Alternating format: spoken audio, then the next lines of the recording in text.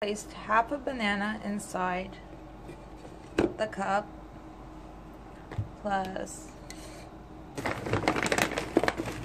some frozen fruit in there. Just throw it in as much as you want.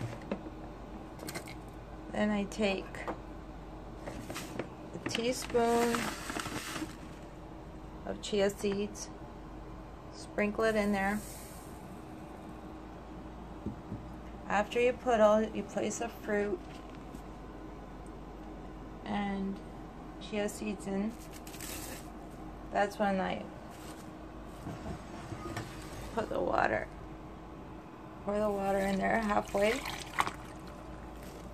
or a little bit over, it doesn't matter. I'll cover it up in this little blender.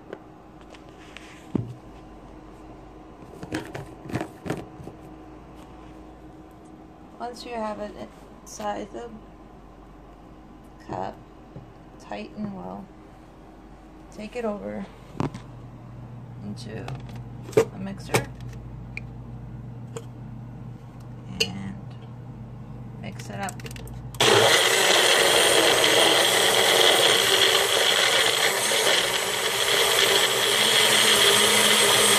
And here we have the mixed fruit smoothie.